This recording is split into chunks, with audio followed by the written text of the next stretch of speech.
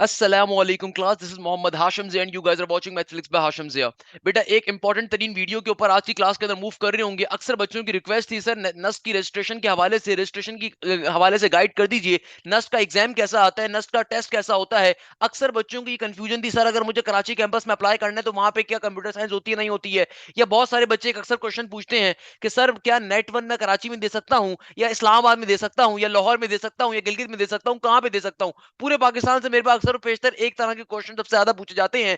वो ये होते हैं कि सर क्या फायदा है कि नस्ट में अब मैं अप्लाई करने के लिए क्या तमाम नेट्स को देना पड़ेगा, क्या तमाम नस्ट के कैंपसेस में अप्लाई करने के लिए नेट्स को देना पड़ेगा, या फिर सर क्या सेल्फ फाइनेंस के ऊपर नस्ट में एडमिशन मिल सकता है, या फिर सर क्या नेट वन आसान होता है कि नेट टू आसान होता है कि नेट थ्री आसान होता है। तो ये जो बेसिक क्वेरीज होती है मेरे पास, ये बहुत ज्यादा पूछी जाती हैं। ये डिफरेंट तरह की क्वेरीज होती हैं कि सर नस्ट में एडमिशन कैसे लूं, सर किस तरीके से तैयारी करूं, सबसे इंपॉर्टेंट बात, सर नस्ट के टेस्ट के अंदर अच्छा कैसे परफॉर्म करूं, सर नस्ट का पेपर पैटर्न क्या होगा, सर नस्ट वन के अंदर कि अगर मुझे नेट वन में अप्लाई करना है, नेट टू में अप्लाई करना है, नेट थ्री में अप्लाई करना है, तो आसान कौन सा नेट है, क्या सर सारे नेट्स को देना जरूरी होता है, सर फायदा क्या होगा सारे नेट्स को देने का, why it is an important to give all the NETs. Sir past papers क्या नेट के आते हैं, सर क्या नेट के पास्ट पेपर जो होते हैं उनका फायदा होता है, सर आईक्यू की तैयारी कहां से करें, सर पेपर बेस्ड और कंप्यूटर बेस्ड क्वेश्चंस में क्या डिफरेंस होता है।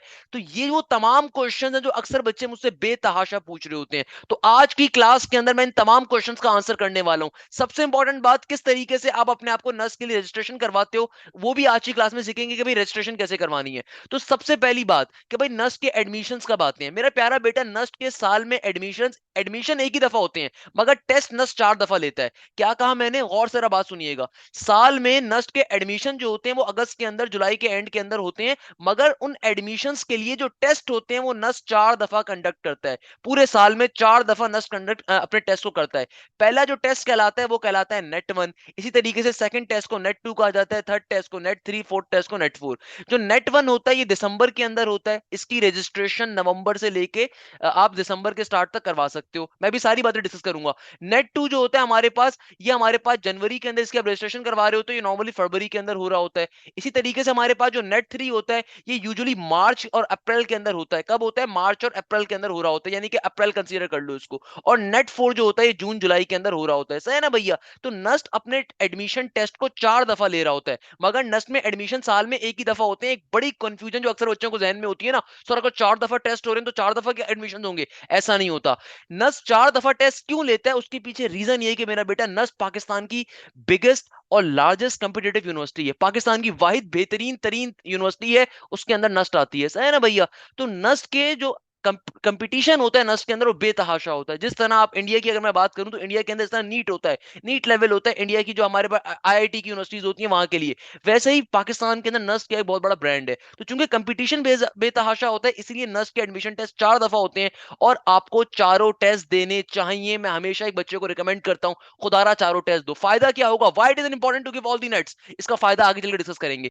तो भाई सबसे बड़ी हमारे पास खबर क्या है आज की, सबसे बड़ी खबर यह है कि भैया हमारे पास जो नेट वन की रजिस्ट्रेशंस हैं वो आज की तारीख में ओपन कर दी गई हैं। आज 29 अक्टूबर है, सही है ना। तो आज की तारीख के अंदर हमारे पास नेट वन की रजिस्ट्रेशंस ऑन हो गई हैं। अब ये नेट वन की रजिस्ट्रेशन कैसे करवानी है, पूरा प्रोसेस मैं आपको समझाऊंगा, परेशान होने की जरूरत नहीं है।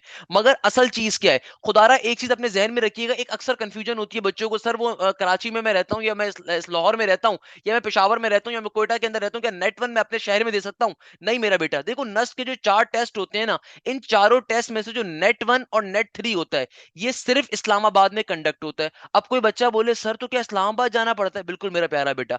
अगर तो नस्ट आपकी ड्रीम है then you have to work on this particular dream. आपको उस ड्रीम के लिए कुछ ना कुछ खर्च करना पड़ता है, सही है ना भाई। तो आप अक्सर होता है भाई, हमारे अक्सर शागिर्द होते हैं नेट वन में अपियर होना चाहते हैं, बिल्कुल अपियर हुए। आप कराची से या पेशावर से या लाहौर से आप इस्लामाबाद जाएंगे, नस्ट के बाहर हॉस्टल्स अवेलेबल होते हैं। आप एक दिन के लिए रिहाइश वहां पे इख्तियार करते हो, जाके टेस्ट देते हो, एंड देन उसी दिन, ये एक दिन के बाद आप वापस आ जाते हो। जब आप इंटर लेवल के ऊपर बैठे हुए, ए लेवल्स के ऊपर बैठे हुए हो, या एफएससी आपने कर रहे हो, तो मेरा बेटा इतना मैच्योर हो चुके हो, then you have to take a decision. Otherwise अगर आप कोई गर्ल हैं या आपके फैमिली इशू है तो आप अपने वालिदैन में से किसी एक को भी साथ लेके जा सकते हो। मगर ये बात जहन में रखिएगा कि नेट वन और नेट थ्री जो हमारे पास होता है सिर्फ इस्लामाबाद में होता है, वाइल हमारे पास जो नेट टू और नेट फोर होता है ये इस्लामाबाद के साथ और 3 कैंपसेस में भी हो रहा होता है। जैसे आपके पास जो नेट टू है और नेट फोर है, ये हमारे पास किन 2 कैंपसेस के अंदर और हो रहा होता है, ये गिलगित कैंपस के अंदर भी होता है, गिलगित के अंदर भी हो रहा होता है, इसके अलावा कराची के अंदर भी होता है, इसके अलावा कोयटा के अंदर भी होता है, सही है ना भैया। तो लाहौर में देखो नहीं हो रहा होता, लाहौर के बच्चे को फिर भी इस्लामाबाद जाना पड़ेगा, कोई मसले की बात नहीं है।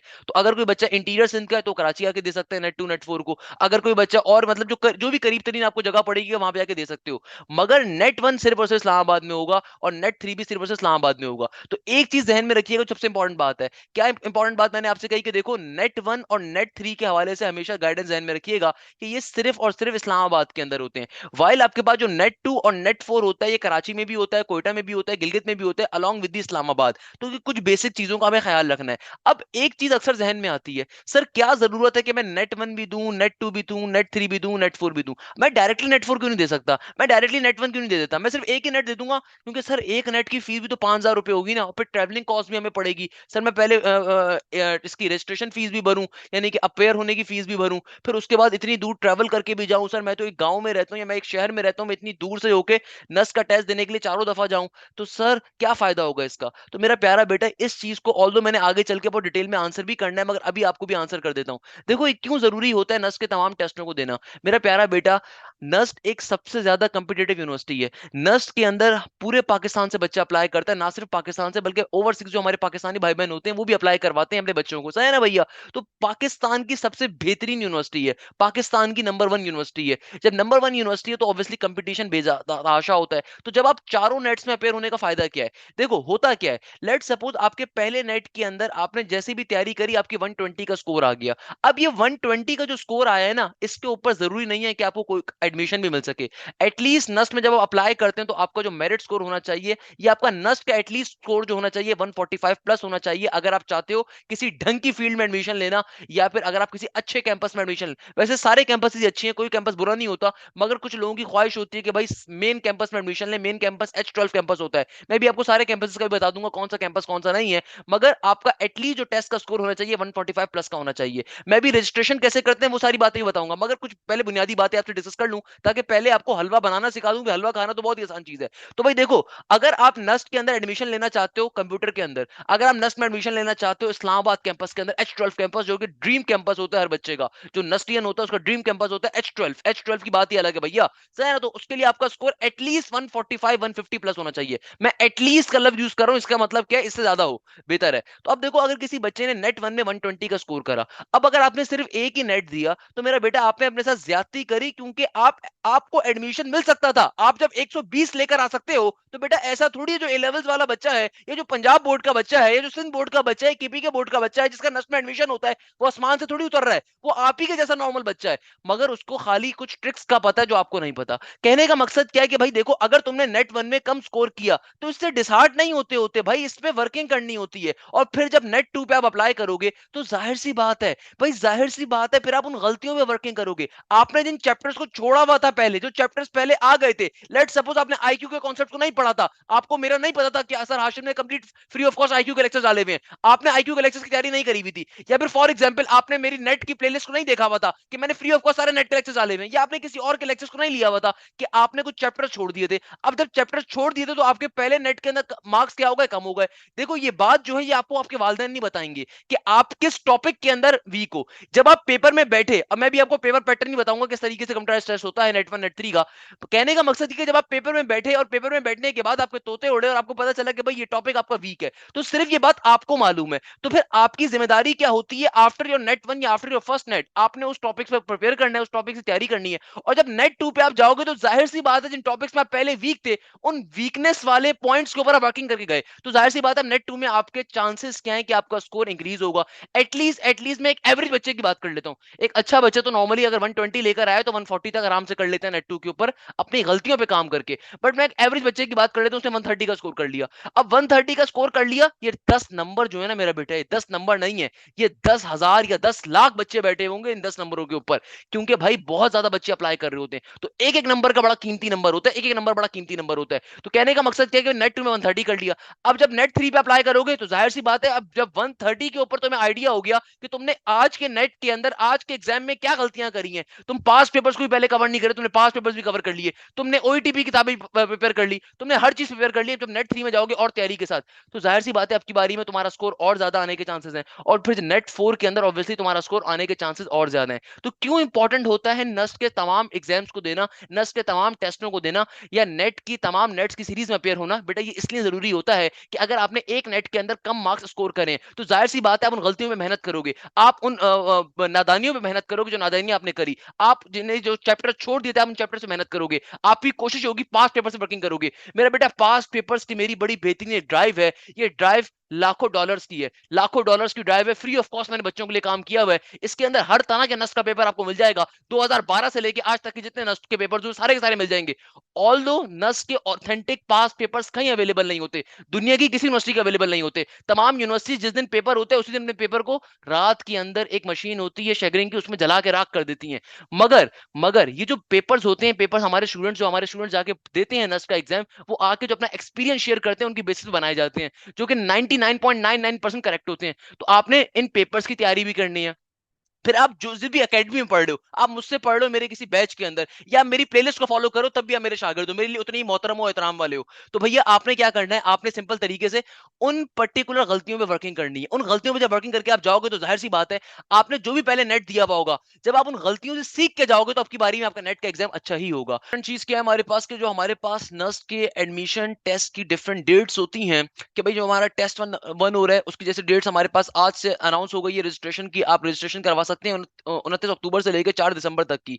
और ये टेस्ट जैसे मैंने आपको बताया कि नेट वन सिर्फ इस्लामाबाद कैंपस के अंदर होता है, तो ये 9 दिसंबर ऑनवर्ड स्टार्ट हो जाएगा। तो आप लोग काइंडली अपने क्वेश्चंस लाजमी तौर पे मुझसे शेयर करिएगा। भाई मेरा कोई व्हाट्सएप नंबर कोई प्राइवेट नहीं है, बिल्कुल पब्लिक है। आप लोग आके मुझसे अपने क्वेश्चंस लाजमी तौर पे शेयर करिएगा ताकि मैं उन क्वेश्चन का सॉल्यूशन अपलोड कर सकूं, सही है ना भैया। तो मेरा व्हाट्सएप नंबर सिंपल सा है 0303278505। इसके ऊपर आपके जो भी क्वेश्चन हो आप लाजमी तौर पे मुझसे शेयर करिएगा जब आप एग्जाम देकर आए, सही है ना भाई। जो नस का नेट 2 की होगा उसकी रजिस्ट्रेशन कब स्टार्ट होगी, दिसंबर एंड से लेकर जनवरी तक चलती रहेगी। और ये हमारे पास तमाम कैंपसेस के अंदर हो रहा होगा, इस्लामाबाद में भी होगा, कराची में भी होगा, कोयटा में भी होगा, और गिलगित की साइड के ऊपर भी होगा, ताकि हमारे पास जो अपर पाकिस्तान के लोग होते हैं, बच्चे होते हैं, वो भी आ सकें, सही है ना भाई। सीरीज 3 जो हमारे पास हो रही होती है नेट की, उसकी रजिस्ट्रेशन फरवरी और मार्च में आती है, और ये जो टेस्ट होगा ये अप्रैल और मार्च के अंदर हो रहा होगा इस्लामाबाद कैंपस में। अगेन जैसे मैंने आपको बताया कि नेट 1 नेट 3 से इस्लामाबाद कैंपस में होता है। नेट 4 की जो आपके पास टेस्ट डेट्स आएंगी अगेन ये अप्रैल और जून के अंदर आ रही होंगी। और आपके पास सिंपल तरीके से जो टेस्ट परफॉर्म हो रहा होगा, ये टेस्ट हो रहा होगा हमारे पास इस्लामाबाद में जून जुलाई के अंदर, और बाकी तमाम कैंपसेस में सिर्फ जुलाई के अंदर। अच्छा, एक कंफ्यूजन जो अक्सर बच्चों के जहन में होती है, एक तो ये होगी रजिस्ट्रेशन कैसे करनी है, उसको मैं भी डिटेल में समझा देता हूँ किस तरीके से आप नस की वेबसाइट पे आके अकाउंट बनाते हैं, सो ऑन। मगर दूसरी कंफ्यूजन अक्सर बच्चों के जहन में होती है कि सर क्या मैं अभी अपने सेकंड ईयर के एग्जाम्स कंप्लीट करने के बाद नेस्ट के लिए तैयारी करना स्टार्ट करूंगा, या फिर सर मैं साथ साथ नेस्ट की तैयारी करूं, या फिर सर मैं अभी A1 में मौजूद हूं ए लेवल्स के अंदर, तो सर क्या मैं अपना A2 कंप्लीट करने के बाद नेस्ट की प्रिपरेशन करना स्टार्ट करूं। तो भाई इस कंफ्यूजन को मैं सिंपल तौर पे आंसर कर देता हूं। इधर आप A1 में मौजूद हैं, इधर आप फर्स्ट ईयर का आपका रिजल्ट आ चुका है, सही है ना, या यानी कि आपने FSC पार्ट 1 दे दिया है, तो भाई खुदारा ये नेस्ट का जो एग्जाम है ये आप लोगों के लिए है। आपने अपना FSC कंप्लीट करने के बाद या ए लेवल्स कंप्लीट करने के बाद नस की तैयारी नहीं करनी, आपका एक साल फिर जाया हो रहा होगा, सही है ना। आप लोगों ने साथ साथ तैयारी करनी होती है। वो तमाम बच्चे जो इस वक्त सेकंड ईयर के अंदर आ चुके हैं, वो तमाम बच्चे जो इस वक्त FSC पार्ट 2 में आ चुके हैं, वो तमाम बच्चे जो A1 दे चुके हैं, तो भाई आप लोगों के लिए नस्ट के एग्जाम्स हैं नेट 1 नेट 2 नेट 3 नेट 4। खुदारा आज से पढ़ना स्टार्ट करो। मैं भी इसको आगे चल के भी समझा रहा हूँ, और मैंने इसके ऊपर ऑलरेडी बहुत डिटेल में वीडियो भी डिजाइन करी हुई थी कि नस की तैयारी की कैसे जाती है, नस तैयारी करने वाले जो बच्चे होते हैं वो दूसरे बच्चों से मुनफरिद क्यों होते हैं, क्या रीजन होता है, नस की खास बात क्या होती है। तो उस चीज को भी डिस्कस कर रहा हूँ। मगर आसान तरीन बात मैं आपसे क्या कहना चाहूंगा कि देखो वो तमाम बच्चे जो इस वक्त फर्स्ट ईयर के एग्जाम्स दे चुके हैं, और वो तमाम बच्चे जो A1 का एग्जाम दे चुके हैं, ऑल्दो आपका रिजल्ट नहीं आया, तो जब आप फॉर्म फिल कर रहे होगे वहां पे अपने एक्सपेक्टेड नंबर आप डाल सकते हो कि भाई एक्सपेक्टेशन मेरी इतनी है, और फिर बाद में आप उसको बाद में रेक्टिफाई कर सकते हो, सही कर सकते हो, तो परेशान होने की जरूरत नहीं है। अब रजिस्ट्रेशन कैसे करवाई जाती है नस्ट के एग्जाम की, आइए मैं आपको जरा वो भी समझा देता हूँ।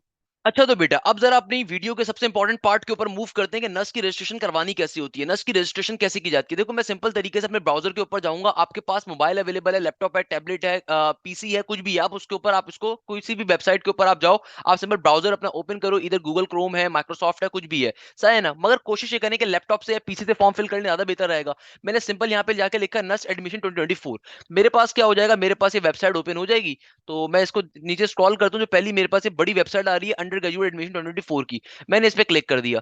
क्लिक करने के ऊपर देखो मेरे पास कुछ इस तरीके का इंटरफेस ओपन हो गया, सही है ना भैया? ये इंटरफेस जब मेरे पास ओपन हो गया, अब आपने गौर से एक बात समझनी है कि देखो, अगर तो आप फर्स्ट टाइम किसी भी नस्ट के टेस्ट के लिए अप्लाई कर रहे हो, अगर तो आपने पहले कभी नेट 1 नेट 2 में अप्लाई किया हुआ है तब तो ठीक है, बट अगर आप साल के, यानी कि इस साल के पहली दफा अप्लाई कर रहे हो, यानी कि जैसे 2024 के लिए आप पहली दफा नेट के लिए अप्लाई कर रहे हो, तो खुदारा फिर आपने जाके new registration for the net पे पहले क्लिक करना है, क्योंकि अभी ना तो आपके पास यूजर नेम है ना पासवर्ड है। तो पहले क्या करोगे, इसके ऊपर जाके रजिस्ट्रेशन क्रिएट करोगे अपनी। कैसे कि भाई यहाँ पे अपना नेम डाल दो, आपका जो भी नेम है, आपने सिंपल तरीके से अपना नेम डाल दिया कि भाई मेरा नाम आ रहा है साद, सही है ना? फादर नेम क्या है? फादर नेम आ रहा है इजाज, मेरा नाम है साद इजाज, सही है ना? आपकी जो भी ईमेल आईडी है, लेट सपोज मैंने रख दिया साद123 जो भी मेरी ईमेल आईडी है मैंने उसको यहाँ पे प्लॉट कर दिया, सही है ना भैया?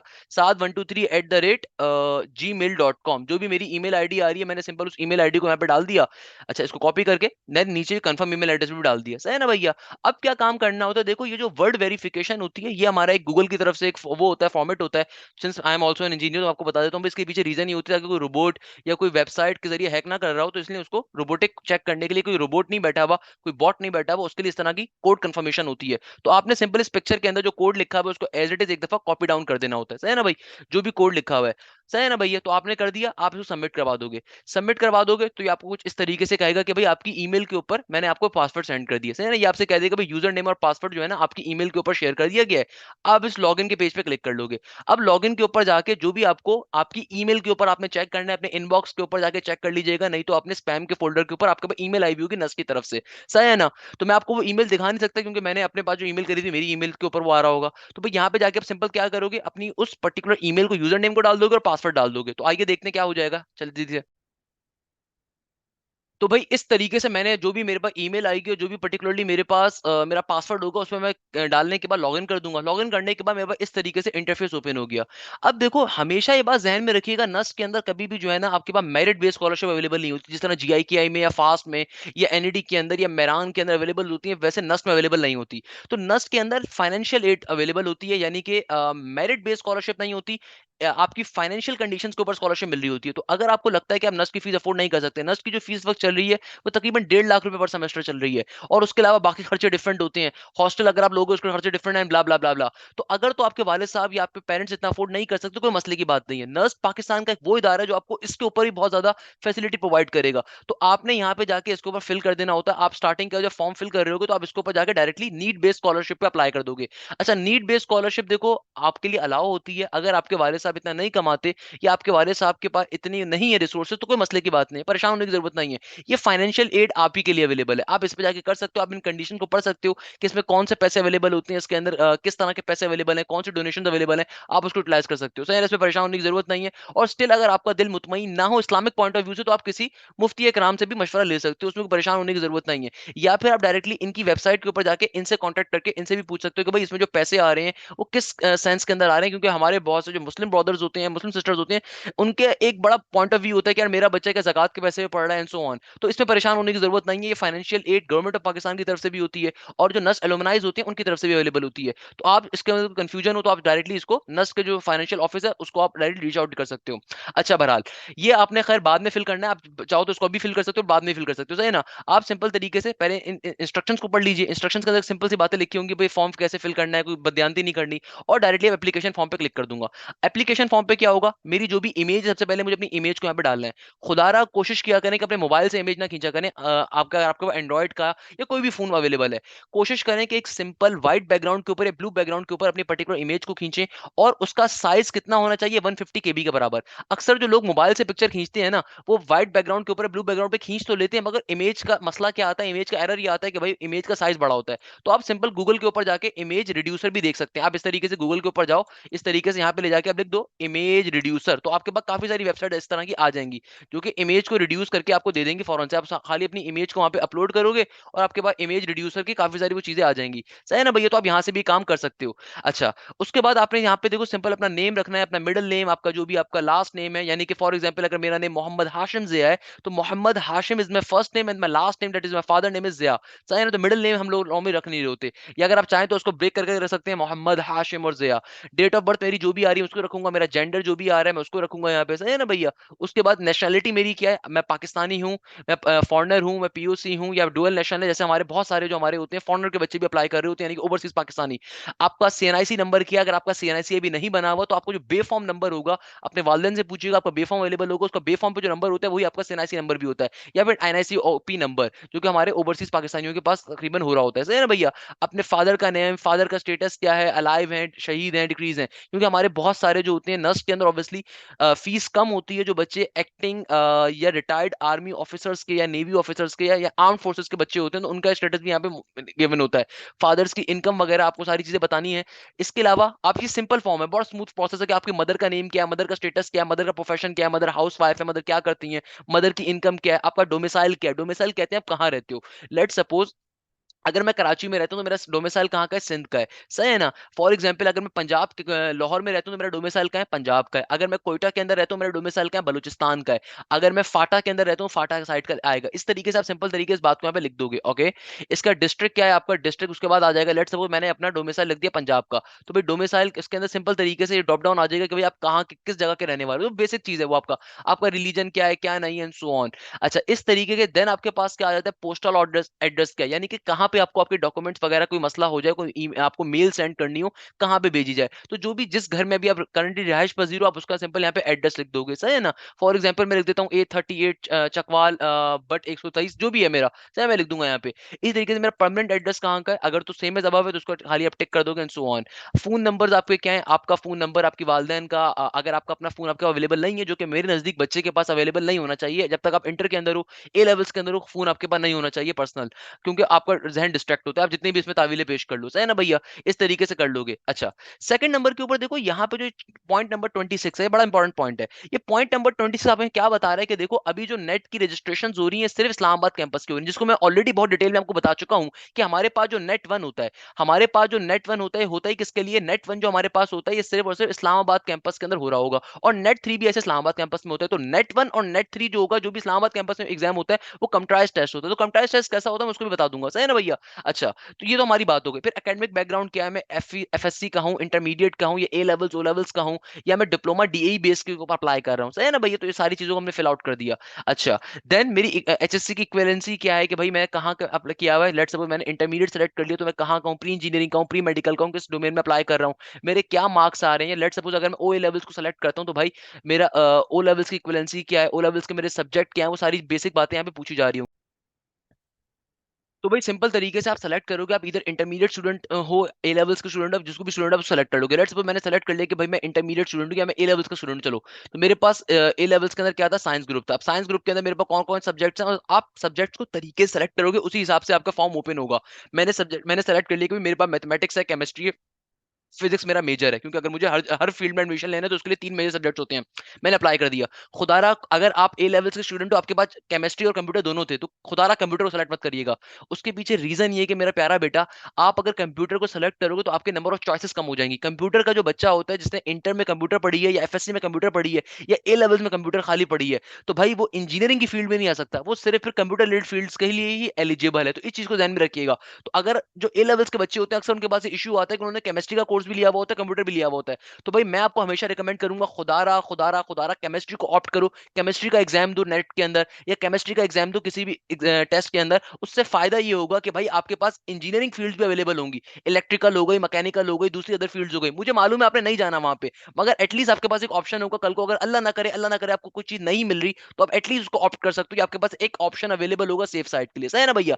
अब देखो, जब मैंने इसको सेलेक्ट कर लिया, अब आती है असल चीज, प्रेफरेंसेस, कि भाई कहां पे अप्लाई करना है। याद रखिएगा, नस्ट के अंदर जो आपको एडमिशन मिलता है वो इन्हीं प्रेफरेंसेस की बेसिस के ऊपर मिल रहा होगा। जब आपका फाइनली जब मेरिट लिस्ट आपकी बन जाती है चारों नेट के बाद, NET one, NET two, NET three, NET four, चारों नेट के बाद मेरिट लिस्ट बनती है, जिसके अंदर जो आप चारों नेट जब दोगे, जो जो हाईएस्ट नेट आपका होगा, मार्क्स होंगे, वो कंसीडर होते हैं, उसको मेरिट लिस्ट बनती है। उसके हिसाब से फिर आपकी प्रेफरेंसेस के हिसाब से आपको ऑटोमेटिकली आपकी फील्ड अलॉट की जाती है। तो अब जरा बात को समझिएगा, हम प्रेफरेंसेस को कैसे सेलेक्ट करते हैं। देखो, जब आप नस्ट के लिए अप्लाई करो, तो जो आप रजिस्ट्रेशन फीस पे करते हो ना, उसके अंदर आपकी 5 जगहों पे अप्लाई आप कर सकते हो। आप इंजीनियरिंग के तमाम प्रोग्राम्स अप्लाई कर सकते हो, आप कंप्यूटर के तमाम प्रोग्राम्स अप्लाई कर सकते हो, आप बीएस मैथमेटिक्स में अप्लाई कर सकते हो, आप बीएस फिजिक्स में अप्लाई कर सकते हो, आप बीएस केमिस्ट्री में अप्लाई कर सकते हो।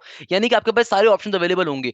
आप बीएस फूड एंड साइंसेस पे अप्लाई कर सकते हो। देखो इसमें कोई फीस जनरेट नहीं हो रही, यानी कि आप जो 5,000 रुपए अपनी नेट की रजिस्ट्रेशन के लिए पे करोगे, उसके अंदर आप इंजीनियरिंग प्रोग्राम्स के अंदर भी, जब इंशाल्लाह कल को आपका टेस्ट का रिजल्ट आएगा, आप इंजीनियरिंग प्रोग्राम्स के लिए भी एलिजिबल होगे, कंप्यूटर प्रोग्राम्स के लिए एलिजिबल होगे, बीएस मैथमेटिक्स के लिए भी होगे, बीएस फिजिक्स के लिए भी होगे, बीएस केमिस्ट्री के लिए भी होगे, और फूड साइंसेज एंड टेक्नोलॉजी के लिए भी होगे। सर आप इन तमाम फील्ड्स के एलिजिबल होगे, आपको अलग से फीस पे नहीं करनी। मगर अगर कोई बच्चा कहता है सर मुझे तो आर्किटेक्चर में भी अप्लाई करना है, तो भी आर्किटेक्चर और इंडस्ट्रियल डिजाइन की फीस अलग होती है, सही है ना? तो आपकी फीस अलग से बन गई, और यहाँ पे आपका टोटल जो फीस आ गई 10,000 रुपए हो गई, कि भाई इंजीनियरिंग प्रोग्राम्स की फीस अलग हो गई और ये बीएस आर्किटेक्चर इंडस्ट्रियल डिजाइन की फीस अलग हो गई हमारे पास। इसी तरीके से अगर कोई बच्चा कहता है सर मुझे इंजीनियरिंग के नेट में भी अप्लाई करना है और मुझे business studies and social sciences के नेट में भी अप्लाई करना है, तो भाई उसके लिए फिर आप अलग से इस पर टिक करोगे, उसकी फीस आपकी फिर अलग होगी, उसका नेट भी अलग होता है। इन दोनों के नेट चूंकि अलग होते हैं, तो इनके एग्जाम भी आपके अलग डेज पे हो रहे होंगे, तो इसलिए उनकी फीस भी अलग होती है। आपके पास सिंपल तरीके से जितने भी आपके पास यहाँ पे जो प्रोग्राम्स आ रहे होते हैं, आप 5,000 रुपए में सब पे एलिजिबल हो, सिवाय आर्किटेक्चर और इंडस्ट्रियल डिजाइन के और सोशल साइंसेज और बिजनेस स्टडीज के। अब जैसे कोई बच्चा प्री मेडिकल का है, तो प्री मेडिकल के बच्चे के पास चूंकि इंजीनियरिंग की फील्ड्स के एलिजिबल नहीं होगा, वो खाली बीएस केमिस्ट्री के लिए, बीएस फिजिक्स के लिए या फूड साइंस न्यूट्रिशन के लिए एलिजिबल होगा। और अगर वो अलग से इन फील्ड्स पर अप्लाई करना चाहता है, तो अलग से उसको फिर फीस पे करनी पड़ेगी, क्योंकि इनका जो नेट होता है वो अलग तरीके का होता है, इनके नेट के लिए आपको इनका नेट अलग होता है, तो इसके लिए इनकी फीस भी क्या होती है, अलग जाती है। अच्छा, अब प्रेफरेंसेस को आप कैसे सेलेक्ट, अब ये जो सेक्शन आ रहा है बड़े इंपॉर्टेंट 3 सेक्शन आ रहे हैं, क्योंकि नस्ट के अंदर आपको तरीके से अपनी प्रेफरेंसेस को सेलेक्ट करना पड़ेगा। फॉर एग्जांपल लेट सपोज अगर मैं नेट 1 में भी अप्लाई कर रहा हूं, नेट 2 में भी करता हूं, नेट 3 में, नेट 4 में भी करता हूं, फॉर एग्जांपल मैं किसी में भी नेट में अप्लाई करता हूं, मुझे अपनी प्रेफरेंसेस को बहुत तरीके से डालना है। तो भाई नस्ट की जो मेन वेबसाइट है, नस्ट की जो मेन वेबसाइट, अगर आप इस मेन वेबसाइट को गौर से आपको पढ़ना बड़ा जरूरी है, कि अक्सर बच्चे जो बात पूछते हैं ना, सर कराची के अंदर क्या कंप्यूटर साइंस अवेलेबल है, तो उनको कुछ बेसिक बातें नहीं मालूम होती। तो भाई आपने ऐसा नहीं करना। देखो यहाँ पे अगर आप नस्ट की वेबसाइट के ऊपर आओगे, यहाँ पे सिंपल तरीके से तमाम की तमाम प्रोग्राम्स की डेट्स गिवन है, list of undergraduate programmes and institution, यानी कि देखो कौन कौन सा प्रोग्राम कहाँ पे ऑफर हो रहा है। लेट सपोज कोई बंदा मास्टर्स के लिए अप्लाई करे, तो मास्टर्स है, पीएचडी है, स्कॉलरशिप्स है, सब चीजें अवेलेबल होती हैं, सही है ना भैया? अच्छा, स्कॉलरशिप अंडर ग्रेजुएट लेवल के ऊपर जब अप्लाई करें, तो कोई नहीं ले सकते आप, एडमिशन के बाद आपके लिए अवेलेबल होंगी, और अभी आपके लिए कोई स्कॉलरशिप अवेलेबल नहीं होती। अभी आप सिर्फ फाइनेंशियल एड के फॉर्म पे अप्लाई कर सकते हो, अगर अप्लाई करना चाहते हो, अच्छी चीज है, सही है ना? अच्छा, अब देखो फॉर एग्जांपल मैकेनिकल, ऐसे मैकेनिकल कराची के कैंपस में भी अवेलेबल होती है, मैं भी सारे कैंपस की डिटेल भी आपको दे रहा हूँ, परेशान होने की जरूरत नहीं है। इलेक्ट्रिकल कहाँ का अवेलेबल होती है, सिविल इंजीनियरिंग है, केमिकल है, इस्लामाबाद में कौन कौन से अवेलेबल है, सो ऑन। देखो अब लेट सपोज, हमेशा ये बात ध्यान में रखो, प्रेफरेंसेस हमेशा अपनी कैसे आपने सेलेक्ट करनी है, हमेशा आपने अपनी प्रेफरेंसेस सेलेक्ट करनी है बाय द मेरिट ऑर्डर, जो हाईएस्ट मेरिट पे जाता है। फॉर एग्जांपल मुझे मालूम है कि भाई सबसे अच्छा मेरिट किसका होगा, bachelors of software engineering Rawalpindi कह लो, या इस्लामाबाद कैंपस के अंदर मुझे मालूम है सबसे अच्छा क्या होता है, obviously bachelor of software engineering Islamabad. ये सेक्स जो है भाई, इस्लामाबाद की जो सॉफ्टवेयर और इलेक्ट्रिकल है या कंप्यूटर है, वो सबसे बेस्ट होती है। तो उसके बाद रावलपिंडी कैंपस की होती है। मैं भी सारे कैंपस भी आपको डिफाइन कर रहा हूँ, सही है ना भैया? अच्छा, ऑल दो सारे कैंपसेस अच्छे हैं, मगर जैसे मैंने कहा ना, ड्रीम कैंपसेस जो होते हैं बच्चों के। अब आपने सॉफ्टवेयर ले ली, अब देखो इस्लामाबाद की कोई आपके पास वो आ रही है, और इस्लामाबाद की कंप्यूटर नहीं आ रही, ओके, तो इस्लामाबाद की इलेक्ट्रिकल सेकंड नंबर पे आपने रख दी। फिर उसके बाद आपने फॉर एग्जांपल मैंने रख दी, मुझे मालूम है भाई इस्लामाबाद से और मुझे कोई नहीं लेनी, मुझे और किस में जाना है भाई, मुझे जाना है और इस्लामाबाद कैंपस की, और क्या आ रही है, ये नहीं चाहिए मुझे, ये भी नहीं चाहिए मुझे, इस्लामाबाद कैंपस की मैकेनिकल आ रही है, तो लेट्स सपोज थर्ड पे मैंने मैकेनिकल रख दी इस्लामाबाद कैंपस की, सही है ना? फोर्थ पे मैंने रख दी एरोस्पेस इंजीनियरिंग। या अगर कोई बच्चा जिससे कंप्यूटर रिलेटेड फील्ड में जाना चाहता है, तो मैंने लेट सपोज रावलपिंडी कैंपस की सॉफ्टवेयर रख दी, फिर और फिर मैंने रावलपिंडी कैंपस की इलेक्ट्रिकल रख दी, और फिर मैंने रख दी इंजीनियरिंग इन इंफॉर्मेशन सिक्योरिटी, यानी कि साइबर सिक्योरिटी जो होती है वो रावलपिंडी कैंपस में करवाई जा रही है। फिर मैंने कंप्यूटर इंजीनियरिंग रख दी रावलपिंडी कैंपस की। फिर मैंने क्या रख दी, फिर मैंने कंप्यूटर इंजीनियरिंग रावलपिंडी की रख दी, दोबारा से नहीं, दोबारा से तो आ गया ना। तो आपने इस तरीके से उसको फिल आउट करना है। आई होप ये बात अब क्लियर हो गई होगी। देखो हमेशा मेरिट वाइज या टॉप प्रायोरिटी अपनी उसको रखो जिसमें आप बाकी जाना चाहते हो। गलत अगर फिल कर दोगे, तो आपको उठा के सॉफ्टवेयर आपकी मर्जी के ऊपर फेंक देगा जब आपका फाइनल रिजल्ट आ रहा होगा। तो आपने अगर कंप्यूटर रिलेटेड फील्ड में जाना है, तो आप सिर्फ कंप्यूटर रिलेटेड फील्ड्स को मैंने सेलेक्ट कर लिया, और उसके बाद फिर मैकेनिकल, इलेक्ट्रिक और दूसरी फील्ड डाल देता हूँ। इलेक्ट्रिकल जो मैंने क्यों सेलेक्ट करा है मेरा बेटा, इलेक्ट्रिकल जो होती है ना, ये कंप्यूटर की मदर फील्ड है, सही है ना? तो हमेशा याद रखिएगा, अगर सॉफ्टवेयर आपको ना मिल रही हो, तो फिर इलेक्ट्रिकल बेस्ट ऑप्शन होता है, सही है ना भैया? सॉफ्टवेयर अगर ना मिले, तो इलेक्ट्रिकल बेस्ट ऑप्शन होता है हमारे पास। ओके, उसके बाद कंप्यूटर को आप रख सकते हो, कंप्यूटर भी अच्छी फील्ड है। अगर जैसे बच्चे रावलपिंडी कैंपस ज्यादा इस्लामाबाद कैंपस जाने के ख्वाहिशमंद होते हैं, इसलिए मैंने ऊपर इलेक्ट्रिकल रखी है इस्लामाबाद, क्योंकि electrical of Islamabad is way way way better than computer of any other particular campus. याद रखिएगा जुमले को, सही है ना भाई। आप इसको प्रेफरेंस तरीके से भर दोगे। अच्छा, और अगर आप सिर्फ कंप्यूटर प्रोग्राम्स के अंदर, जिस तरह आप मैंने इंजीनियरिंग प्रोग्राम्स अप्लाई कर दिए, सारी की सारी इंजीनियरिंग की डिग्रीज हैं, सारी की सारी कौन सी है, इंजीनियरिंग की, यानी कि आप प्रॉपर पीईसी रिकॉग्नाइज्ड इंजीनियर हो गए तमाम डिग्रीज के बाद।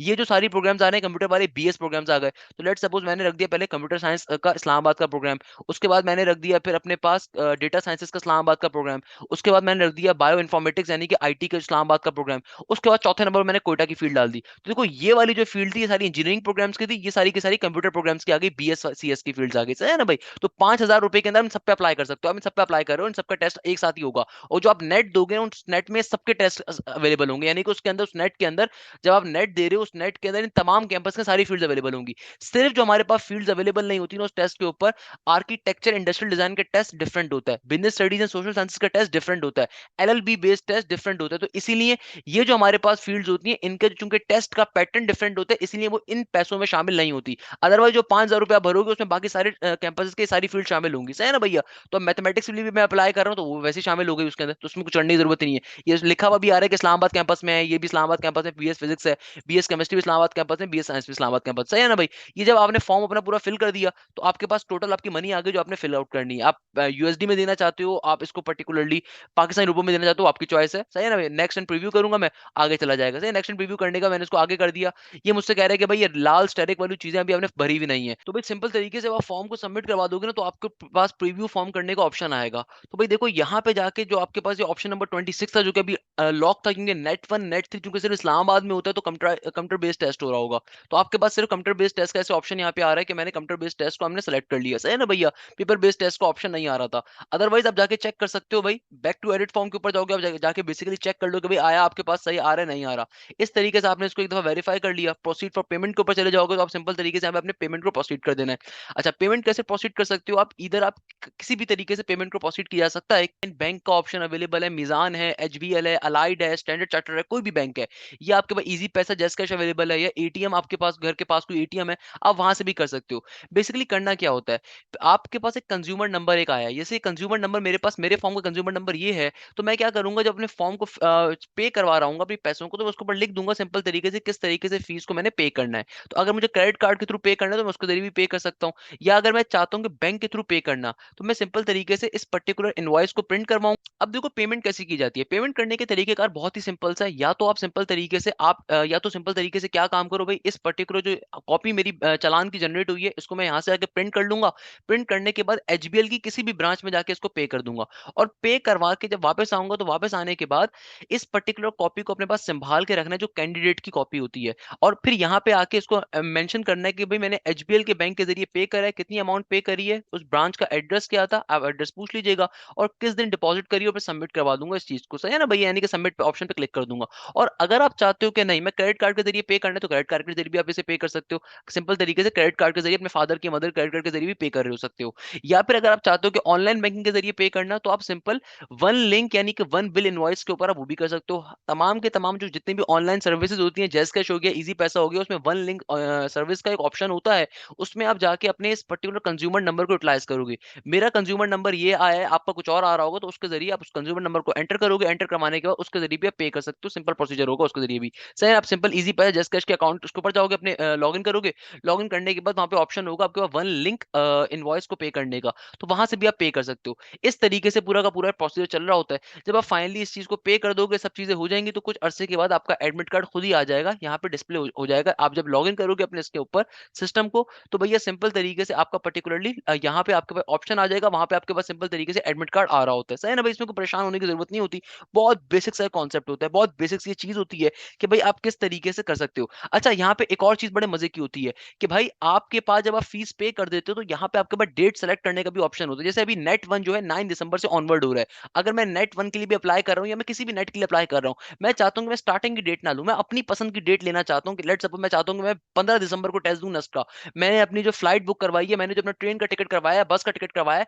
वो लेट करवाया है, तो मुझे मालूम है कि यार मैं लेट इस्लामाबाद पहुंच रहा हूँ, तो मैंने क्या करना है, मैंने सिंपल तरीके से या कराची में या गिलगित के अंदर या कोयटा के अंदर जब भी मैं नेट देना चाहता हूँ, मैं चाहता हूँ मैं बाद की डेट्स के ऊपर दूं, ताकि मेरे पास पहले आइडिया हो जाए किस तरह का पेपर आ रहा है। ऑल्दो सबका पेपर ही डिफरेंट होता है, बट स्टिल एक आइडिया अगर चाहता हूं मैं, तो मैं क्या करूंगा, यहाँ पे एक ऑप्शन होता है सिंपल तरीके से, इधर ही एक ऑप्शन आ जाएगा, जब फीस मेरी पे हो जाएगी ना, इधर एक ऑप्शन आ जाएगा डेट सिलेक्शन का, तो मैं उस हिसाब से अपनी डेट भी सिलेक्ट कर सकता हूँ कि भाई मैं 15 दिसंबर को चाहता हूँ, मैं 28 दिसंबर को चाहता हूँ, मैं 16 दिसंबर को जानता हूँ कि भाई मेरी इस डेट के ऊपर मेरा काम हो जाए, सही है ना भैया? ये बड़ी सिंपल सी एक बात हो गई। तो आप ये काम भी बहुत ईज़िली कर सकते हैं। अच्छा भाई, यहाँ पे हम लोगों ने इस बात को डिस्कस कर लिया किस तरीके से हम लोग नेट की रजिस्ट्रेशन करवा रहे होते हैं। आप नेट 1 में अप्लाई कर रहे हो, नेट 2 में अप्लाई कर रहे हो, नेट 3 में, नेट 4 में तमाम प्रोसीजर सेम होता है। खाली बस जो 26th के ऊपर ऑप्शन होता है ना, आप वहाँ पे जाके डिफाइन कर सकते हो आप किस कैंपस के लिए अप्लाई कर रहे हो। आप वहाँ पे जाके आप डिफाइन कर दो कि आप कराची कैंपस के लिए अप्लाई कर रहे हो, इस्लामाबाद के लिए या कोयटा के लिए, गिलगित के लिए।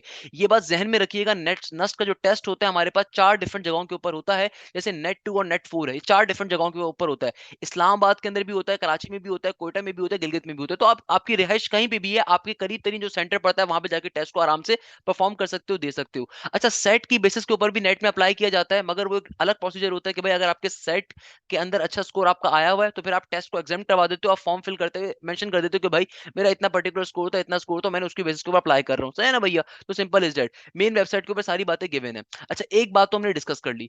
अब दूसरी बात पे आते हैं, सर नेट का पेपर पैटर्न क्या होता है? हमारी आज की क्लास की सबसे इंपॉर्टेंट बात कि भाई सर नेस्ट का पेपर पैटर्न क्या होता है? सबसे इंपॉर्टेंट चीज को देखो, अगर आप इंजीनियरिंग के नेट के लिए अप्लाई कर रहे हो, आपके पास नॉर्मली नस्ट के 2 मेजर टेस्ट हैं। इसके अलावा और टेस्ट भी होते हैं नस्ट का, जैसे बायोटेक्नोलॉजी का टेस्ट डिफरेंट होता है, नस्ट के बीएस फिजिक्स का टेस्ट। अगर सिर्फ बीएस फिजिक्स में कोई बच्चा अप्लाई कर रहा है वो अलग होगा। अगर कोई बच्चा सिर्फ बायोटेक्नोलॉजी में अप्लाई कर रहा है उसका टेस्ट अलग होगा। अगर कोई सिर्फ बायोकेमिस्ट्री में अप्लाई कर रहा है, बीएस केमिस्ट्री, उसका टेस्ट अलग होगा। मगर अगर आप इंजीनियरिंग के बच्चे हो, अगर आपने लेट सपोज इंटर में या ए लेवल्स के अंदर फिजिक्स, मैथ्स और केमिस्ट्री ली थी, तो भाई आप इन चारों चीजों के ऊपर, जिसमें आपके पास इंजीनियरिंग की तमाम फील्ड्स आ गई, कंप्यूटर की फील्ड्स आ गई, फिजिक्स आ गई, बायोटेक्नोलॉजी आ गई, बायोकेमिस्ट्री आ गई, आप उसी टेस्ट के ऊपर उन तमाम फील्ड्स में अप्लाई कर रहे हो, तो जिसको मैंने भी फॉर्म में भी एक्सप्लेन किया था। तो भाई इंजीनियरिंग का जो नस का टेस्ट होता है बड़े मजे का होता है। इसमें 80 नंबर का पोर्शन होता है मैथ्स का, यानी कि मैथ्स सबसे ज्यादा हावी होता है, मैथ्स 80 नंबर के पोर्शन का हामिल होता है। दूसरे नंबर के ऊपर हमारे पास आता है 60 नंबर्स का पोर्शन आता है फिजिक्स का। 60 नंबर का पोर्शन किसका होता है? फिजिक्स का। थर्ड नंबर के ऊपर जो पोर्शन आता है मेरा प्यारा बेटा, ये आता है सिंपल तरीके से केमिस्ट्री का। केमिस्ट्री या कंप्यूटर, अगर आप इंजीनियरिंग के नहीं हो, अगर आपने कंप्यूटर इंटर के अंदर ली थी, ए लेवल्स के अंदर ली थी, एफएससी के अंदर, तो भाई आपके पास केमिस्ट्री नहीं होगा, कंप्यूटर होगा। कंप्यूटर 30 नंबर्स का पोर्शन आ रहा होगा। चौथे नंबर के ऊपर जो चीज आती है ऑब्वियसली वो इंग्लिश का पोर्शन होता है, date is of 20 number. English कितने मार्क्स की आ रही होती है? 20 नंबर। तो अगर आप इसको सम को ऐड कर दो, कितना बन गया? ये हमारे पास सिंपल तरीके से बन गया 80, 100, और सिंपलीफाई करने के ऊपर क्या हो गया भैया? 60, 30, 90। तो आपके पास जो पांचवा सेक्शन आ जाता है वो किसका आ जाता है? आईक्यू का। आईक्यू का सेक्शन कितने नंबर का होता है? सिंपल 10 नंबर का आईक्यू का पोर्शन होता है, मगर ये बहुत इंपॉर्टेंट पोर्शन होता है। इसमें मेजॉरिटी बच्चे अपने मार्क्स को गवा रहे होते हैं, खुदा अपने मार्क्स को गवाना नहीं है, सबसे इंपॉर्टेंट पोर्शन होता है। भाई मैथ्स और आईक्यू की तो आपने टेंशन नहीं लेनी, मैंने फ्री ऑफ कॉस्ट तमाम नेट के लेक्चर्स को अपलोड करा हुआ है। तो बेटा नस की तैयारी कैसे की जाती है इसके ऊपर तो मैं बाद में आऊंगा, मैंने इसके ऊपर एक डिटेल में वीडियो भी बनाई हुई है, मैं उसको हवाला भी नीचे डिस्क्रिप्शन में लिंक भी डाल दूंगा। मगर देखो, मैंने नस की मैथ्स के तमाम लेक्चर्स अपलोड करे हुए हैं, और आजकल मैं नस के जो बेसिक मैथ्स के कॉन्सेप्ट्स हैं उनको कवर करवा रहा हूँ। इंशाल्लाह आप देखोगे मीन, मॉड, मीडियन और डिफरेंट और जो कॉन्सेप्ट्स होते हैं हमारे पास नस के अंदर जो आ रहे होते हैं बेसिक लेवल के ऊपर, बेसिक मैथ्स के ऊपर या आईक्यू के ऊपर, उनको भी कवर अप करवा रहा हूँ। इसके अलावा मैंने नस्ट की तमाम एडवांस मैथ्स और बेसिक मैथ्स कवर करवाई हुई है। आईक्यू के तमाम लेक्चर्स मैंने नस्ट के लिए अपलोड करे हुए, फ्री ऑफ कॉस्ट अपलोड करे हुए। और अगर आप चाहते हो आप प्रॉपर बैच में आके पढ़ना, तो बेटा अल्हम्दुलिल्लाह मेरे स्टूडेंट्स की पोजीशंस भी आई हुई हैं, and they are currently studying in different campuses of the NUST. NUST के हमारे पास डिफरेंट 7 कैंपसेस होते हैं। नस्ट के हमारे पास तकरीबन 7 कैंपस हैं। कौन कौन से कैंपस होते हैं भाई? हमारे पास इस्लामाबाद कैंपस भी है, रावलपिंडी में 2 कैंपसेस हैं, देन कराची में कैंपस होता है, रिसालपुर में कैंपसेस हैं 2, फिर कोयटा के अंदर कैंपस हैं। तो भाई नस्ट के टोटल 7 कैंपस होते हैं। तो आप जो भी नस्ट का टेस्ट दोगे, आपने जब मेरिट को सेलेक्ट करा है, जब आपने प्रेफरेंसेस को रखना है, तो आपने इस चीज को जहन में रख के रखना है कि भाई नस्ट के हमारे पास कितने कैंपसेस आ रहे हैं। हमारे पास टोटल 7 कैंपसेस होते हैं। फॉर एग्जाम्पल मैं सबका नाम लिख देता हूँ। एक कैंपस है H12 इस्लामाबाद का कैंपस होता है। दूसरा कैंपस हमारे पास आ रहा होता है एमसीएस। एमसीएस इस्लामाबाद के बाद सबसे बेहतरीन कैंपस है, ये मिलिट्री कॉलेज फॉर सिग्नल से कैंपस आ रहा है, ये रावलपिंडी के अंदर है। देन हमारे पास आ रहा होता है सीएमई कैंपस, जो कि college of electrical mechanical engineering का कैंपस आ रहा है। अगेन ये बहुत अच्छा एक कैंपस है, सीईएमई, ये भी रावलपिंडी के अंदर मौजूद है। फोर्थ नंबर के ऊपर जो हमारे पास कैंपस आ रहा होता है सिंपल तरीके से PNAC, that is Pakistan naval engineering college Karachi, ये कराची के अंदर अवेलेबल है। पांचवें नंबर के ऊपर जो आपके पास कैंपस होता है ये एमसीई का कैंपस है, जो मिलिट्री कॉलेज ऑफ इंजीनियरिंग कहलाता है। सिक्स नंबर के ऊपर जो आपके पास कैंपस होता है ये एरोनॉटिकल इंजीनियरिंग के लिए कैंपस होता है, जिसको हम कहते हैं CAE, college of aeronautical engineering. और 7 नंबर के ऊपर जो हमारे पास नस्ट का कैंपस होता है ये एनबीसी कहलाता है, that is NUST Balochistan campus, that is in Quetta. तो भाई H12 कैंपस जो है इस्लामाबाद में है, एमसीएस और सीईएमई आपके पास रावलपिंडी के अंदर आ रहे होते हैं, पीएनईसी कैंपस कराची के अंदर होता है हमारे पास, एमसीई और सीएई आपके पास रिसालपुर के अंदर है, सही है ना, और एनबीसी यूजीसी जो आ रहा है कोयटा के अंदर आ रहा है। तो आपकी जो प्रेफरेंसेस होंगी उन प्रेफरेंसेस की बेसिस के ऊपर आपको जो है ना कोई भी campus according to your merit मिल रहा होगा। एक चीज अपने जहन में क्लियर कर लीजिएगा, आप नस में जितना अच्छा स्कोर करोगे, यानी कि अगर आप नेट 1 भी देते हो, नेट 2 भी देते हो, नेट 3 भी देते हो, नेट 4 भी देते हो, तो अगर आपके किसी नेट में कम नंबर भी आते हैं और पुराने नेट में अगर आपके ज्यादा नंबर थे तो आपके ज्यादा नंबर कंसीडर किए जाएंगे। The maximum marks you have scored in the net exam वो कंसीडर किए जाते हैं। तो इस बात से टेंशन लेने की जरूरत नहीं कि किसी नेट में अगर नंबर कम आ गए तो परेशान हो जाए, कोई जरूरत की बात नहीं है। तो भाई देखो, अगर आपका टारगेट नस्ट है तो भाई नस्ट की को ड्रीम अगर आप रखते हो तो उस ड्रीम के लिए मेहनत करनी पड़ती है, सही है ना भैया? तो अभी मैं उसके ऊपर आऊंगा किस तरीके से मेहनत करनी है, क्या करनी है, सो ऑन। तो ये तो हमने सिंपल नेट का एक बेसिक जो नस्ट का टेस्ट होता है वो डिस्कस कर लिया। अच्छा, नस्ट बिजनेस स्कूल का जो टेस्ट होता है वो डिफरेंट होता है। यानी कि अगर आप इंजीनियरिंग के होते हुए नस्ट इंजीनियरिंग में भी अप्लाई कर रहे हो और बिजनेस स्कूल के लिए भी अप्लाई कर रहे हो तो नस्ट बिजनेस स्कूल का टेस्ट डिफरेंट पैटर्न के ऊपर होता है। वो क्या पैटर्न होता है भैया, उसके लिए आपको मेरी बी कैट मैथ्स की प्लेलिस्ट को फॉलो करना पड़ेगा। बी कैट मैथ्स की जो मेरी प्लेलिस्ट है नस्ट बिजनेस स्कूल के लिए होती है। उसके अंदर भैया 80% इंग्लिश आती है, सही है ना? और हमारे पास देन 80 नंबर्स की ही मैथ आती है, 80 नंबर्स की ही मैथ आती है। और बाकी जो पोर्शन होता है 40 नंबर्स का वो आईक्यू का पोर्शन आ जाता है, सही है ना भैया? तो नस्ट बिजनेस स्कूल का पैटर्न ये होता है। और भी हमारे पैटर्न्स होते हैं बायोटेक्नोलॉजी के, केमिस्ट्री के एंड सो ऑन, बट वो आप लोगों के लिए नहीं है। अगर आप इंजीनियरिंग बेसिस पे अप्लाई कर रहे हो तो इंजीनियरिंग बेसिस के अंदर आप तमाम फील्ड्स के एलिजिबल हो इसी नेट के ऊपर, अनलेस एंड अनटिल आप एनबीएस के अंदर या दूसरी जगहों पे अप्लाई नहीं करते। उसको मैंने अलग से फॉर्म फिल करते भी एक्सप्लेन कर दिया था। अच्छा भाई, अब देखो नस्ट का पेपर पैटर्न होता कैसे, कंप्यूटराइज्ड टेस्ट जो नस्ट अपना लेता है वो कैसे लेता है, नस्ट का कंप्यूटराइज्ड टेस्ट का पैटर्न क्या है, इसको अगर आप समझना चाहते हो ना, आप सिंपल तरीके से क्या करोगे, अगेन नस्ट की वेबसाइट के ऊपर हम लोग जाएंगे। देखो भाई, हम सिंपल तरीके से, देखो मेरा प्यारा बेटा, अगर मैं समझना चाहता हूँ कि नस्ट का कंप्यूटराइज्ड टेस्ट कैसा होता है, पेपर बेस्ड टेस्ट कैसा होता है, अभी पेपर बेस्ड टेस्ट को तो मैंने बहुत डिटेल में ऑलरेडी भी एक्सप्लेन किया हुआ है, मैं दोबारा भी एक्सप्लेन कर देता हूँ आप लोगों के लिए। मगर सबसे इंपॉर्टेंट बात, कंप्यूटराइज्ड टेस्ट नस्ट का कैसा होता है, तो भाई आप सिंपल ये मेन वेबसाइट के ऊपर आप गए, मेन वेबसाइट पे जाने के बाद यहाँ पे सैंपल टेस्ट का जो ऑप्शन है, आपने क्या करना है, सैंपल टेस्ट के ऑप्शन पे क्लिक कर देना है। ये जो सैंपल टेस्ट का ऑप्शन है, इसके बाद आपके पास चारों के चारों जो आपकी नस्ट के मेजर टेस्ट होते हैं उन सबका पेपर पैटर्न आ जाए, कंप्यूटराइज्ड टेस्ट पेपर पैटर्न कैसा होता है। सिंपल तरीके से इस तरीके का इंटरफेस होता है कि जब आप वहां पे जाके बैठोगे तो आपको अपना यूजर नेम और पासवर्ड खुदारा याद करके जाना है, सही है ना? ये जो आपको यूजर नेम और पासवर्ड ईमेल के ऊपर आया था, आपने उस पर क्लिक किया सबमिट के ऊपर। अब देखो नर्स का जो पेपर पैटर्न होता है, जैसे मैंने आपको बताया 80 नंबर की मैथ्स होती है, आपके पास 4 डिफरेंट सेक्शंस आ रहे हैं। फॉर एग्जांपल हमारे पास मैथ्स है, फिजिक्स है, केमिस्ट्री है, कंप्यूटर है, इंग्लिश और आईक्यू है, या जो भी मेरा पेपर पैटर्न आ रहा है। अगर मैं एनबीएस के लिए अप्लाई करूं तो ऑब्वियसली इंग्लिश, मैथ्स और आईक्यू होगी। अच्छा, तो बेटा अब नस का ये पेपर पैटर्न क्या होता है, नस के टेस्ट को देते कैसे हैं, देखो। अब ये नस का जो पोर्शन है, आपने सिंपल तरीके से अपना यूजर नेम और पासवर्ड डाला, आपके पास ये पर्टिकुलर इंटरफेस ओपन हो जाएगा।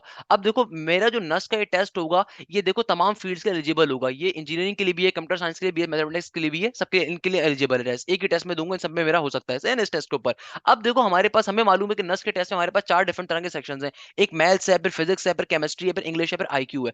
तो कंप्यूटर बेस्ड टेस्ट का फायदा क्या होता है कि भाई आपके पास यहाँ पे ऑप्शन है कि आप चाहो तो अपने पर्टिकुलर सेक्शन चेंज कर सकते हो। इस सेक्शन, ये नेक्स्ट सेक्शन का जो ऑप्शन आ रहा है, लेट सपोज, हमेशा याद रखें कि हमेशा आपने सबसे पहले उस सेक्शन को अटेम्प्ट करना है जो आपको सबसे अच्छा आता है। यानी कि फॉर एग्जांपल अगर मैं मैथ्स में ज्यादा अच्छा हूं तो मैं, मेरी कोशिश क्या होगी, पहले मैं मैथ्स के ऊपर इस पे क्लिक करते करते मैं मैथ्स के सेक्शन पे चला जाऊं, और मेरी कोशिश क्या होगी, पहले मैं मैथ्स के सेक्शन को अटेम्प्ट करूं। अच्छा, अब देखो मेरी जो भी इमेज होगी वो यहाँ पे आ रही होगी, आपको पास रफ शीट आपको दी जाती है, वो रफ शीट आपसे पेपर के वहां पे ले ली जाएगी, तो आपको रफ शीट प्रोवाइड की जाएगी। तो आपने क्या करना है भाई, लेट्स सपोज पहला ऑप्शन आ रहा है, पहला क्वेश्चन आ रहा है, पहला क्वेश्चन मुझे आता है, फॉर एग्जांपल मैंने क्लिक कर दिया, लेट्स सपोज, अगेन मैं कह रहा हूँ, हम सॉल्व नहीं कर रहे भी, मैं आपसे बताने की कोशिश कर रहा हूँ। लेट्स सपोज पहला क्वेश्चन मुझे आता है, मैंने क्लिक कर दिया, टिक कर दिया, मैं इसको सेव करना लाजमी है। सबसे इंपॉर्टेंट चीज क्या है, आपको लाजमी तौर के ऊपर इस टेस्ट को सेव करना बेतहाशा इंपॉर्टेंट है।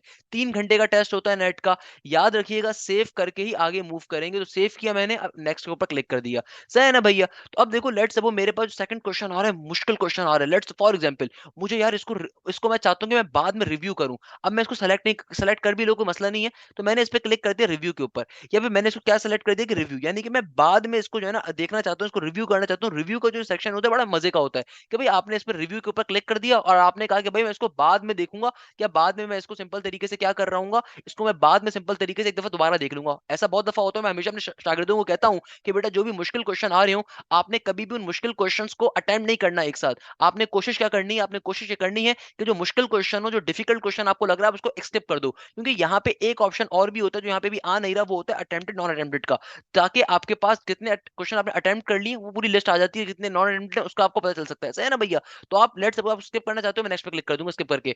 आगे मुझसे एग्जामिनर कह रहा है कि भाई a square matrix A is symmetric if A is equal to dash, यानी कि सिंपल सिमेट्रिक मैट्रिक्स की डेफिनेशन पूछना चाह रहा है, सही है ना। लेट्स सपोज जो भी मेरा आंसर है मैंने टिक कर दिया, भाई मेरा आंसर लेट्स सपोज ये जो भी मेरा ऑप्शन आ रहा है मैंने उस पर टिक कर दिया, सही है ना, मैंने टिक कर दिया।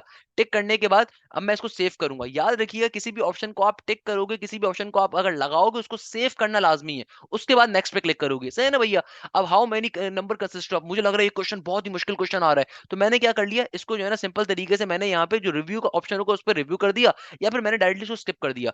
स्किप कर दूंगा तो बाद में मैं देख सकता हूँ मैंने कितने क्वेश्चन को छोड़ा था। यहाँ पे एक ऑप्शन होता है इसके जरिए आप चेक कर सकते हो आपने कितने क्वेश्चन को अटेम्प्ट किया हुआ था, और जिन क्वेश्चन को आप अटेम्प्ट करते जाओगे उनके ऊपर चूंकि आपने सेव करते गए हो तो आपके पास खुद ब खुद देखो उनके जो नाम होंगे ना उसके ऊपर सेव आ रहा होगा, उनके ऊपर वहां पे क्या आ रहा होगा, सेव आ रहा होगा।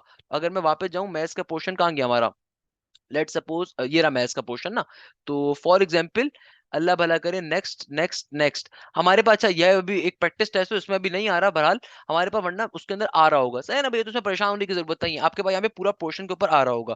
अच्छा, एक चीज सबसे इंपॉर्टेंट बात है, अगर आपका टेस्ट 3 घंटों से पहले हो जाए तो खुदारा खुदारा खुदारा खुदारा खुद से बंद करने की जरूरत नहीं है। एक अच्छा बच्चा वो होता है जो हमेशा अपने टेस्ट को बैठ के रिव्यू करता रहे, देखता रहे। मगर कुछ बच्चे ऐसे होते हैं जिनको पता नहीं पेपर के दौरान कोई या तो कोई दोस्त याद आ जाता है या कोई काम याद आ जाता है, या अल्लाह के बंदे को पता नहीं क्या जरूरी तरीन काम करने जाना होता है अपनी जिंदगी का सौदा करके, कि वो लोगों की कोशिश ये होती है जल्दी करके बाहर निकलें। भाई ऐसा नहीं करना, आपने क्या करना है, आपने खुदारा आपका जितना भी टाइम रिमेनिंग है आपने कोशिश करनी है उस पूरे टाइम को कंज्यूम करना है, पहले नहीं भागने की कोशिश करनी, पहले नहीं भागने की कोशिश करनी, ध्यान में रखिएगा, सही है ना।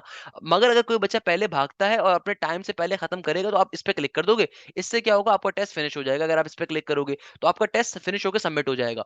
वाइल जो अच्छा बच्चा होगा उसकी कोशिश क्या होनी चाहिए, आखिर तक बैठ के रिव्यू करता रहे। और अगर लेट सपोज 3 घंटे का टाइम पूरा हो जाता है और आप सबमिट पे क्लिक नहीं करते तो टेंशन लेने की जरूरत नहीं है, ये जो सॉफ्टवेयर है ये सॉफ्टवेयर ऑटोमेटिकली आपको सबमिट, आपको एक खुद ब खुद बंद कर देगा आपके प्रोग्राम को, और ये खुद ब खुद सबमिट हो जाएगा आपके पर्टिकुलर सेक्शन।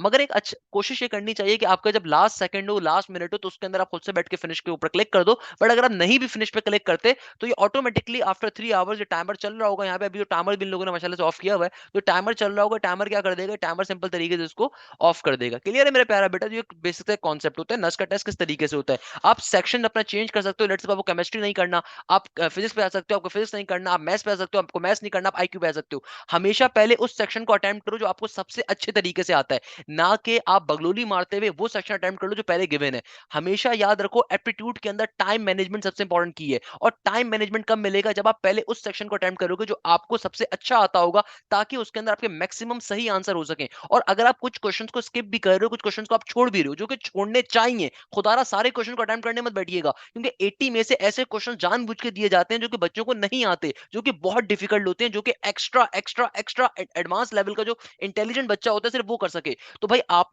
जरूरी नहीं है कि आप उस लेवल के ऊपर हो, जरूरी नहीं है कोई बच्चा उस लेवल के ऊपर हो, तो आपने ऐसे क्वेश्चन को स्किप कर देना है और उनको फिर बाद में टाइम देना, जब आपका पूरा पेपर ओवरऑल हो जाए तो फिर वो क्वेश्चन जो आपने स्किप किए हुए होते हैं उनके ऊपर फिर आपने जाना होता है। पेपर बेस्ड टेस्ट के ऊपर भी यही काम करना होता है, कंप्यूटर बेस्ड टेस्ट के ऊपर भी सेम काम होता है। मैं इस बात को हमेशा बच्चों को समझाते समझाते थक चुका हूं कि भाई खुदारा खुदारा एप्टीट्यूड का मतलब ये नहीं होता कि तुम्हें जहां से क्वेश्चन गिवन तुम वहां से करना स्टार्ट करो। एप्टीट्यूड का मतलब ये होता है कि तुमने वहां से स्टार्ट करना है जहां से तुम्हें आता है, ताकि तुम्हारे मैक्सिमम मार्क्स स्कोर हो सके। तो इन चीजों को आपने ध्यान में रखना है मेरा प्यारा बेटा। हमने इन तमाम बातों को समझ लिया कि भाई टेस्ट का पैटर्न कैसा होता है, पेपर बेस्ड टेस्ट और computer based test same level के ऊपर सॉल्व हो रहा होगा। मैं इसको फर्दर भी सिंपलीफाई कर देता हूं कि मेरा प्यारा बेटा देखो, एक चीज अपने ध्यान में रखिएगा, चाहे आपका नस बिजनेस स्कूल का टेस्ट है, नस इंजीनियरिंग का टेस्ट है, बायोटेक्नोलॉजी का टेस्ट है, किसी भी फील्ड के लिए टेस्ट है, एक चीज आप अपने ध्यान में रखो, खुदारा पेपर को स्टार्ट हमेशा जो है ना एक बेसिक कॉन्सेप्ट पे किया जाता है कि पहले आपने वो सेक्शन सेलेक्ट करना है जो आपको सबसे अच्छा आता है। उसके पीछे लॉजिक ये होती है कि भाई ह्यूमन साइको ये है कि अगर आप पहले मुश्किल सेक्शन को या डिफिकल्ट सेक्शन को, ऐसा सेक्शन जो ऑल्दो आपको आता तो बट आपको पसंद नहीं है, अगर मैं ऐसे सेक्शन को उठा लूंगा तो चांसेस हैं कि वहां पे जो आसान क्वेश्चन है वो भी मुझे डिफिकल्ट लगना स्टार्ट हो जाए, या फिर ऐसे भी चांसेस हैं कि यार मैं पेपर देख के इतना घबरा जाऊंगा। और एप्टीट्यूड के अंदर याद रखिएगा, एप्टीट्यूड के अंदर ये चीज बहुत कॉमन होती है, नर्वस ब्रेकडाउन हो जाना। एप्टीट्यूड के अंदर प्रेशर को टैकल आउट करना सबसे मेन चीज है। ये बात कोई टीचर नहीं बताता, ये बात अक्सर लोगों को पता ही नहीं होती। इतने महंगे महंगे कोचिंग में पढ़ लेंगे, पंजाब के, केबी के, सिंध के, बलूचिस्तान के, ये बात पता ही नहीं होती कि भाई एप्टीट्यूड सॉल्व कैसे किया जाएगा। खुदारा एप्टीट्यूड के अंदर प्रेशर को टैकल करना सबसे इंपॉर्टेंट कॉन्सेप्ट है। लोगों को पता ही नहीं होता कि पेपर को सॉल्व कैसे करना है। तो भाई पेपर को सॉल्व कैसे करना है, पहले वो सेक्शन उठाना है जो आपको सबसे अच्छा आता है, और उस सेक्शन के अंदर भी आपने सबसे पहले उन क्वेश्चन को करते जाना है जो आपसे इजीली सॉल्व हो रहे हैं। जिस क्वेश्चन के ऊपर भी आप हल्का सा भी आप फंसे हो, हल्का सा भी आपको जो है ना कंफ्यूजन हो रही है, जिस क्वेश्चन के ऊपर भी आपको 0.11 सेकंड की कंफ्यूजन हो जाए, उस क्वेश्चन को स्किप कर दो, उस क्वेश्चन को फिलहाल के लिए दफा कर दो, छोड़ दो। उसके पीछे रीजन ये है कि बेटा ये ह्यूमन साइको है। अगर आप उस क्वेश्चन को बैठ के वहां पे सोचना स्टार्ट कर दोगे तो आपके 2 3 4 मिनट निकल जाएंगे। ये 2 से 3 या 4 मिनट आपके बहुत कीमती हैं, क्योंकि 3 घंटे का जब टेस्ट है तो मेरा बेटा 200 एमसीक्यूज हैं। तो आपके पास डायरेक्टली 3 घंटे का मतलब क्या है? 3 घंटे का मतलब ये कि भैया 160 मिनट आपके पास एक क्वेश्चन के लिए प्रॉपर 1 मिनट भी अवेलेबल नहीं है। तो आपको कहीं कहीं जल्दी करनी है। कैसे जल्दी करनी है कि भैया अगर कोई क्वेश्चन डिफिकल्ट आ रहा है, उस क्वेश्चन को स्किप करो, आगे मूव ऑन करो। कोई क्वेश्चन आपको ऐसा लगता है कि इसमें सोचना पड़ेगा, भाई देखो फॉर एग्जांपल मैं एक नॉर्मल सी बात करूंगा, मैं एक नॉर्मल सा इंसान हूं, इंटीग्रेशन मैं पढ़ा रहा हूं, सही है ना। इंटीग्रेशन के अंदर फॉर एग्जांपल कोई कॉन्सेप्ट ऐसा आ गया जो मुझे बिल्कुल नहीं आता, मुझे ये भी नहीं पता है किस टॉपिक से बिलोंग करता है, तो भाई अब मैं बैठ के सोचने से बहुत बेहतर क्या है कि मैं उसको स्किप करके नेक्स्ट क्वेश्चन पे चले जाऊं। 80 नंबर है मैथ्स में, भाई अगर मैं एक ही क्वेश्चन के ऊपर 10 मिनट लगा दूंगा तो बाकी के मेरे जो आगे के क्वेश्चन होंगे सारे अनअटेम्प्टेड रह जाएंगे। जो क्वेश्चन मुझे आते भी होंगे उसके नंबर नहीं मिलेंगे। उससे बहुत बेहतर ये नहीं कि मैं इस क्वेश्चन को छोड़ दूं फिलहाल के लिए, और अगर मेरे पास टाइम बचे तो इस क्वेश्चन का मैं तुक्का मार दूंगा, कुछ भी काम कर दूंगा। और अगर टाइम नहीं बचा तो कोई मसले की बात नहीं, एटलीस्ट बाकी क्वेश्चन तो मेरे अटेम्प्ट हो जाएंगे। तो याद रखो प्रेशर को टैकल कैसे किया जाता है, हमेशा आसान क्वेश्चंस को, पूरे पेपर को आप रिव्यू करते हो, जो अपने पसंद का सेक्शन उठाओ, जो सेक्शन आपको सबसे अच्छा आता है आपने उसको उठाना है, और सेकंड नंबर के ऊपर उस सेक्शन के अंदर भी जितने क्वेश्चन आप इजीली सॉल्व करते हो इजीली सॉल्व करो, और उसके बाद नेक्स्ट सेक्शन में मूव कर जाओ, और उस सेक्शन के ऊपर क्वेश्चन को सॉल्व करो, फिर नेक्स्ट सेक्शन में मूव कर जाओ। जितने इजी क्वेश्चन हो सकते हैं कर लो, और जितने क्वेश्चन को स्किप कर सकते हो स्किप कर दो जो आपसे नहीं हो रहे। इससे फायदा ये होगा कि आपके आफ्टर 60 मिनट्स मेजॉरिटी क्वेश्चन जो आपको मालूम है कि आप अटेम्प्ट कर सकते थे आपने कर लिए। अब आपके पास वो क्वेश्चन अवेलेबल है जिनमें आपको सोचना है, या जिनमें आप फंस रहे थे, या जिनमें प्रॉब्लम हो रही थी, अब आप उन क्वेश्चन को टाइम दे सकते हो। इससे फायदा ये होगा कि भाई आपके at least 80 to 90 marks at least confirm हो गए, और बाकी नंबर्स के ऊपर आप इजीली आप खेल सकते हो। तो ये स्ट्रेटेजी बेतहाशा इंपॉर्टेंट होती है, मैं स्ट्रेटेजी को हमेशा समझाता हूं। मैं नीचे डिस्क्रिप्शन में एक और लिंक भी डाल दूंगा, उसमें मैंने स्ट्रेटेजी बताई भी होगी किस तरीके से एप्टीट्यूड के एग्जाम को अटेम्प्ट किया जाता है। बाखुदा उसको देख लीजिएगा, आपके लिए बड़ा फायदेमंद होगी, सही है ना भैया। अच्छा, ये बात तो हमने डिस्कस कर ली। Last but not the least, sir aptitude की तैयारी कैसे करें? सर ये नस्ट की तैयारी कैसे करें? देखो मेरा प्यारा बेटा, नस्ट के अंदर आपके पास सबसे इंपॉर्टेंट पोर्शन जो आ रहा है ना मैथ्स का, मैंने ऑल्दो फिजिक्स के बारे में भी गाइड कर देता हूँ, केमिस्ट्री के बारे में भी कर देता हूँ, कंप्यूटर के बारे में भी कर देता हूँ, मुझे कोई मसला नहीं होता। देखो भाई, सबसे इंपॉर्टेंट पोर्शन हमारे पास नस्ट के अंदर क्या है? मैथ्स का पोर्शन। इधर आप नस्ट बिजनेस स्कूल की बात करो, इधर आप नस्ट इंजीनियरिंग की बात करो। देन ऑब्वियसली हमारे पास आता है आईक्यू का पोर्शन। अच्छा, एक क्वेश्चन अक्सर बच्चे मुझसे पूछते हैं, सर पास्ट पेपर्स का नस्ट में फायदा होता है? मेरा बेटा नस्ट का हर साल का पेपर डिफरेंट होता है। ऑल्दो मैंने एक बहुत इंपॉर्टेंट एक ड्राइव बनाई हुई है जो कि $1 बिलियन की मेरी ड्राइव है, उस ड्राइव का लिंक भी आपको डिस्क्रिप्शन में मिल जाएगा। उसमें नस्ट के तमाम पेपर्स अवेलेबल हैं, तमाम पेपर्स। अच्छा, वो पेपर्स आते ही कैसे हैं बेटा? नस्ट का कभी भी पेपर आउट नहीं होता। असल में हमारे जो स्टूडेंट्स होते हैं, मेरे बेताज स्टूडेंट जो नस्ट में पढ़ रहे होते हैं, तो जब नस्ट का टेस्ट जाकर उन बच्चों ने दिया था ना, तो बेसिकली बच्चे आके अपना पेपर शेयर करते हैं, पेपर एक्सपीरियंस शेयर करते हैं। उन एक्सपीरियंस को मैं अपने पास नोट डाउन करके अपलोड कर देता हूँ। उससे फायदा ये होता है कि भाई वो क्वेश्चंस कभी ना कभी रिपीट भी हो जाते हैं और आपका फायदा भी हो जाता है। तो भाई आपने उस ड्राइव को भी देखना है। और सेकंड नंबर पे एक और क्वेश्चन सबसे ज्यादा बच्चे पूछते हैं, सर वो इंपॉर्टेंट टॉपिक्स कौन से हैं नस्ट के लिए? देखो, आप इधर नेट 1 दो, आप नेट 2 दो, नेट 3 दो, नेट 4 दो। अक्सर बच्चों के जहन में ये कंफ्यूजन होती है, सर नेट 1 आसान होता है, नेट 2 नेट 3 मुश्किल होता है, नेट 4 आसान होता है। ऐसा कुछ भी नहीं होता। तमाम नेट्स का जो डिफिकल्टी लेवल होता है सिमिलर होता है, क्योंकि सॉफ्टवेयर पेपर डिजाइन कर रहा है, चाहे कंप्यूटर बेस्ड हो चाहे पेपर बेस्ड हो। सॉफ्टवेयर चूंकि कंप्यूटर पेपर डिजाइन करेगा तो कहीं से भी रैंडमली क्वेश्चन उठा लेता है। यूजुअली जो एक एक बड़ी मशहूर एक कहावत कह लो, एक बड़ी मशहूर एक हवा है कि नस्ट के अंदर कुछ टॉपिक्स बड़े फेमस हैं। जैसे कॉनिक सेक्शन है, ये नस्ट के अंदर बहुत पूछा जाता है। जैसे हमारे पास इंटीग्रेशन और डेरिवेटिव हो गए, इसको हम कैलकुलस कहते हैं उर्फे आम में, तो कैलकुलस बेतहाशा नस्ट के लिए इंपॉर्टेंट होता है। जैसे हमारे पास ट्रिगोनोमेट्री है, ट्रिगोनोमेट्री नस्ट के अंदर बेतहाशा पूछी जाती है। जैसे हमारे पास सीक्वेंस इन सीरीज होता है, ये नस्ट के अंदर बेतहाशा पूछा जाता है। जैसे हमारे पास परमुटेशन, प्रोबेबिलिटी एंड कॉम्बिनेशन है, ये नस्ट में बेतहाशा पूछा जाता है। और छठे नंबर के ऊपर एनालिटिकल ज्योमेट्री, एनालिटिकल ज्योमेट्री यानी कि straight line, general equation of straight line, so on. तो ये वो 6 टॉपिक जो सबसे ज्यादा नस्ट के अंदर पूछे जाते हैं, ये एक उर्फे आम में कहावत है, मगर जरूरी नहीं है। मैंने ऐसे भी अपने स्टूडेंट्स देखे हैं, जब वो नस्ट का एग्जाम देकर आए तो उन्होंने बताया सर हमारा जो पेपर आया था नॉर्मली रियल कॉम्प्लेक्स नंबर था, उसमें वेक्टर्स था, मैट्रिसेस थे, उसके अंदर ज्यादा कॉन्सेप्ट जो आया हुआ था वो matrices, vectors, concept, basic maths के ज्यादा कॉन्सेप्ट थे। इसके अलावा उसके अंदर हमारे पास कॉनिक्स इन्वॉल्व था, कॉनिक्स और फंक्शंस बहुत ज्यादा आ गया था, जो कैलकुलस में भी पार्ट भी है। तो कहने का मकसद ये कि नस्ट का पेपर कहीं से भी आ सकता है, तो आपने तैयारी तमाम टॉपिक्स की करनी है। भाई मेरी जो नेट की मैथ्स की प्लेलिस्ट है, खुदारा इसको घोल के पी जाओ, इसमें तकरीबन 142 लेक्चर्स होंगे। ये 142 वो लेक्चर्स है मेरा बेटा जो आप किसी भी महंगे इंस्टीट्यूट के अंदर जाओगे, अपने माँ बाप के पैसे जाया करोगे, 60,000 रुपए देके, 70,000 रुपए देके। खुदारा इन 60 या 70,000 रुपए को देने की जरूरत नहीं है। आपने करना क्या है, आप सिंपल इस मैथ्स की प्लेलिस्ट को फॉलो करो, फ्री ऑफ कॉस्ट लेक्चर्स हैं, तमाम लेक्चर्स फ्री ऑफ कॉस्ट हैं। सिंपल फॉलो करो, उसके तमाम नोट्स को डिजाइन करो। नोट्स को डिजाइन करने के बाद सबसे पहले नंबर के ऊपर जितने भी मैंने क्वेश्चंस उन लेक्चर्स में करवाए हुए हैं उनको गोल के पी जाओ, सबसे पहले नंबर के ऊपर। उसके बाद किसी प्रैक्टिस की किताब के ऊपर जाओ, स्टेप्स स्टेप्स के ऊपर, स्टार्स के ऊपर, अनिल हुसैन के ऊपर, आईबी ग्रेड्स के ऊपर, या किसी भी किताब पीजीसी के ऊपर, किसी किताबों के लेक्चर्स के ऊपर बाद में जाओ।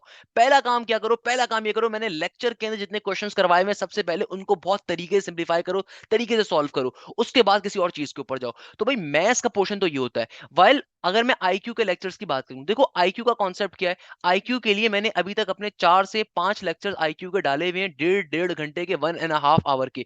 ये आईक्यू के लेक्चर्स बेतहाशा इंपॉर्टेंट है। आने वाले दिनों में मैं आईक्यू के मजीद लेक्चर भी अपलोड कर रहा हूँ, नस्ट के पास्ट पेपर से बनाता हूँ मैं लेक्चर्स नॉर्मली। मेरे लेक्चर्स में आने वाले तमाम क्वेश्चन मेरा बेटा नस्ट के, फास्ट के, आईबीए के, लम्स के, डिजिटल सेट के, एचयू टॉप्स के, कॉमसेट्स के, तमाम पास्ट पेपर से ले गए होते हैं। मेनली मेरा टारगेट नस्ट, फास्ट, एनईडी, मेरान और एचयू टॉप्स और लम्स वगैरह यूनिवर्सिटीज होती हैं, तो इसलिए मैं इनके पास्ट पेपर्स को बहुत फॉलो अप कर रहा होता हूँ। तो इनसे मैंने तमाम लेक्चर में डिजाइन किए हुए होते हैं। तो भाई आईक्यू के जो मैंने 4 या 5 वीडियोस बनाई हुई हैं, यकीन मानो वो खजाना है नस्ट की और फास्ट की आईक्यू के लिए। वो खजाना है, उसको ब्लाइंडली फॉलो करो, तुम्हारा आईक्यू का पोर्शन जो आज से पहले मिस होता था वो इजीली चुटकी बजा के निकलेगा। सही है ना भैया। मैथ्स के लिए तो मैंने वो तरीके का बता दिया। अच्छा फिजिक्स और केमिस्ट्री या कंप्यूटर को लेकर अक्सर अक्सर बच्चे परेशान चल रहे होते हैं। देखो सबसे सेकंड जो मेजर पोर्शन है आपका, जो अक्सर बच्चों का वीक होता है, देखो नस के अंदर जो अक्सर बच्चों की खराब परफॉर्मेंस होती है, उन 2 पोर्शंस बहुत बुरे तरीके से बच्चों को रगेद देते हैं। बच्चे मैथ्स पे मेहनत कर लेते हैं, फिजिक्स का पता ही नहीं होता। देखो फिजिक्स के लिए भी मैं आपको बता देता हूँ। फिजिक्स के लिए एक साहब है जिनका नाम है फिजिक्स का मंजन, या फिर उनका आप चैनल फेसबुक यूट्यूब चैनल है फिजिक्स बाय बिलाल जिया, सही है ना, या फिर आप इसको इस तरीके सर्च कर लीजिएगा फिजिक्स के मंजन के नाम से। उनके चैनल के ऊपर आपको ई कैट फिजिक्स की पूरी प्लेलिस्ट मिल जाएगी, नेट फिजिक्स की पूरी प्लेलिस्ट मिल जाएगी, उसको आप फॉलो करो। नहीं तो अरफात खान भी साहब मौजूद हैं और लोग भी मौजूद हैं, उनको भी फॉलो अप कर सकते हो। मगर फिजिक्स के मंजन ज्यादा रेलिवेंट बंदा है क्योंकि उसने पाकिस्तान के अंदर डिफरेंट इंस्टीट्यूट्स के लिए फिजिक्स की किताबें लिखी हुई हैं, नस्ट और नस्ट के लेवल के लिए। तो आप उनको फॉलो अप कर सकते हो। उस बंदे ने तमाम तमाम फिजिक्स के टॉपिक्स पढ़ाए हुए हैं। मेरी बड़े भाई हैं और बहुत तरीके से फिजिक्स पढ़ाते हैं, मुझसे ज्यादा अच्छा पढ़ाते हैं, मुझसे ज्यादा कैपेबिलिटीज रखते हैं। एमडी कैट फिजिक्स के लिए और ई कैट फिजिक्स के लिए, नेट फिजिक्स के लिए, है ना भाई। तो फिजिक्स के मंजन के ऊपर आपको तमाम की तमाम फिजिक्स की प्लेलिस्ट पूरी की पूरी मिल जाएगी। अच्छा तीसरे नंबर के ऊपर सबसे इंपॉर्टेंट चीज है, वो क्या है कि भाई आपने क्या करना है, केमिस्ट्री या कंप्यूटर की तैयारी कैसे की जाती है। देखो केमिस्ट्री तो एक कॉन्सेप्चुअल सब्जेक्ट है, हम उसकी बात तो इजीली कर सकते हैं कि केमिस्ट्री का कंप्यूटर का पोर्शन कितने नंबर के लिए आएगा, 30 नंबर के लिए आ रहा होगा। अब 30 नंबर के लिए जो केमिस्ट्री कंप्यूटर का पोर्शन आ रहा होगा, आपने करना क्या है, आपने करना ये कि मेरा प्यारा बेटा, आप सिंपल तरीके से जो किताब के पीछे नोट्स होते हैं, आपके पास कोई भी नोट्स अवेलेबल है, आप सबसे पहले तो उनके शॉर्ट पॉइंट्स को कवर अप कर लो। क्योंकि जाहिर सी बात है, अगर आप मैथ्स या फिजिक्स पे ज्यादा फोकस कर रहे हो तो नॉर्मली बच्चे क्या करते हैं, गलती कर देते हैं कि भाई वो केमिस्ट्री, इंग्लिश और आईक्यू पे फोकस नहीं करते। देखो ये पोर्शन भी 60 नंबर का है, इसको आपने इग्नोर नहीं करना। तो एटलीस्ट केमिस्ट्री या कंप्यूटर की तैयारी कैसे करो कि जो भी आपके पास नोट्स अवेलेबल हैं उनके शॉर्ट पॉइंट्स को, बुलेट पॉइंट्स को सबसे पहले तरीके से जो है ना मेमोराइज करो, तरीके से जहन में लेकर और कॉन्सेप्ट को रिवाइज करो। उसके बाद जितने भी नस्ट के आपको पास्ट पेपर्स मिले, आपको ओईटीपी की किताब मिलती है, ओईटीपी की किताब बाय द वे ड्राइव के अंदर आपको मिल जाएगी, मैंने ड्राइव में वो भी अपलोड करी हुई है, सही है ना। तो आपको उन किताबों को सिंप्लीफाई करो, उन किताबों को सॉल्व करो। फिर आपके पास जो भी आपकी पीजीसी की जो पंजाब ग्रुप ऑफ कॉलेज है, पंजाब बोर्ड है, आप उनकी पर्टिकुलर भी केमिस्ट्री की किताबों को एक दफा सिंप्लीफाई कर सकते हो, पढ़ सकते हो, बुक रीडिंग कर सकते हो। और कंप्यूटर के जो बच्चे होते हैं भाई, कंप्यूटर का जो कोर्स कंटेंट आता है किसी भी यूनिवर्सिटी के अंदर बहुत बेसिक लेवल पे आता है, तो उसके लिए आप सिंपल अपने इंटर के नोट्स को रिवाइज करो। और अगेन आप ओईटीपी में तो खैर कंप्यूटर का पोर्शन नहीं होता, आपको कोई भी पास्ट पेपर्स मेरी ड्राइव के अंदर मिलते हैं कंप्यूटर के, आपको अगेन मिल जाएंगे, बहुत सारे नोट्स मिल जाएंगे कंप्यूटर के। तो आपको ड्राइव के अंदर कंप्यूटर के नोट्स भी मिल रहे होंगे। आपने करना क्या है, उस कंप्यूटर के नोट्स को थ्रोली रीड करो, समझो और वहीं से उनको याद रखो, और वही आपके पेपर में आ रहा होगा। तो कंप्यूटर की तैयारी तो बहुत ही आसान होती है। जो बच्चे कंप्यूटर के बेसिस पे अप्लाई कर रहे होते हैं उनके लिए यहाँ पे मसला नहीं होता। उनके लिए मसला क्या होता है, वो उनकी चॉइसेस ऑफ फील्ड कम हो जाती है, सिर्फ कंप्यूटर की फील्ड में अप्लाई कर सकते हैं, ये खाली मसला होता है। सही है ना? इंग्लिश की तैयारी के लिए अगेन इंग्लिश की तैयारी के लिए बहुत सारे चैनल मौजूद हैं, डियर सर भी मौजूद हैं और डिफरेंट ओईटीपी के पास्ट पेपर्स वगैरह मौजूद हैं, उनको सॉल्व कर लो। आप यूट्यूब पे जाके इंग्लिश एप्टीट्यूड के नाम से देखो, आपको बेतहा चैनल मिल जाएंगे, उनको आप फॉलो कर सकते हो सिंपल तरीके से।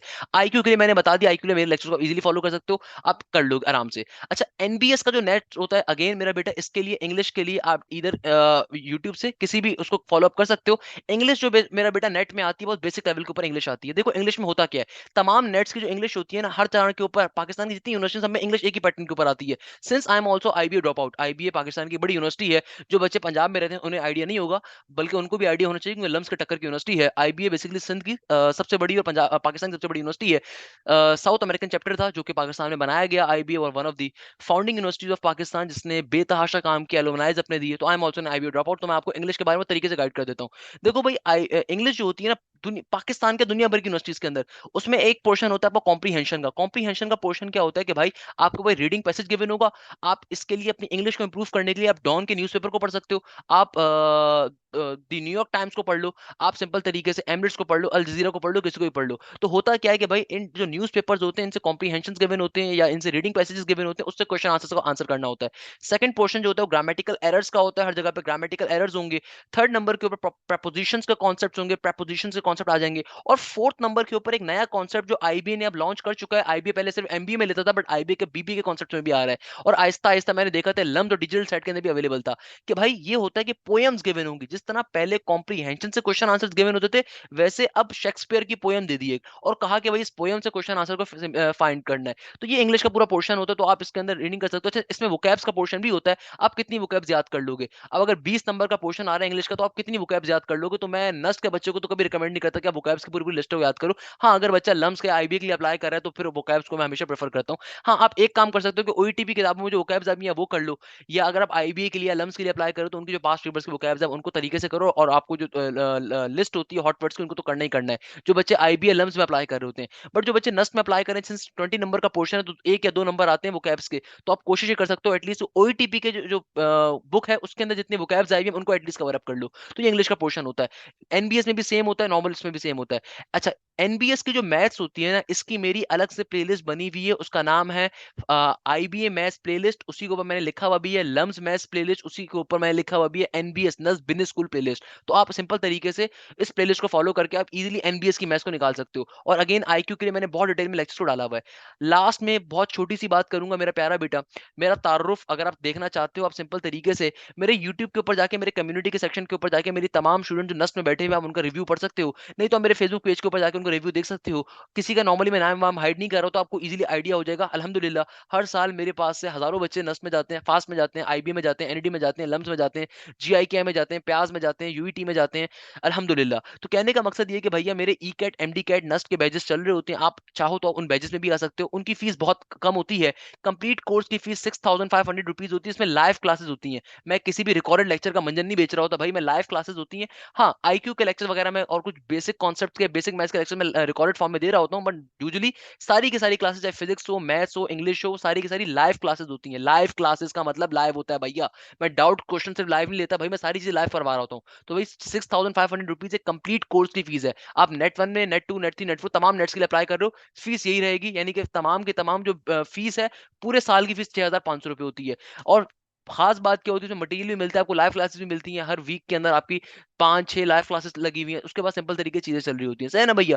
अगर आप बैच में नहीं भी आना चाहते, कोई मसले की बात नहीं है, मैंने तमाम course content free of cost भी अपलोड करा हुआ है, आप वहां से भी पढ़ सकते हो, आप मेरी नेट की प्लेलिस्ट से भी पढ़ सकते हो। आप नेट की प्लेलिस्ट का फायदा ये होता है कि भाई मुझसे पढ़ने का फायदा क्या है बेटा, मेरे लेक्चर्स जो होते हैं, मैं लेक्चर में डिजाइन करता हूँ, सारे के सारे पास्ट पेपर्स के ऊपर डिजाइन करता हूँ, यानी कि मैं बेतहाशा क्वेश्चंस करवाता हूँ, टीपीपीस को सॉल्व करवाता हूँ, TPP stand for topical past papers, उन सबको सॉल्व करवा रहा हूँ, मैं बेतहाशा डिटेल में कॉन्सेप्ट दे रहा होता हूँ। जब मैं इतनी सारी चीज बच्चे को डिटेल में देता हूँ, तो बच्चे को परेशानी नहीं होती, अल्हम्दुलिल्लाह अल्हम्दुलिल्लाह, उसका बेतहाशा अच्छा ही कॉन्सेप्ट होता है। आई स्टिल रिमेंबर कि मेरी भी स्टूडेंट एस12 कैंपस में भी बेतहाशा गए। अभी सिंपल तरीके से मेरे स्टूडेंट्स पीएनसी में तो बहुत ही जाते हैं ना, पीएनसी में तो बेतहाशा जाते हैं, उसको छोड़ ही दो।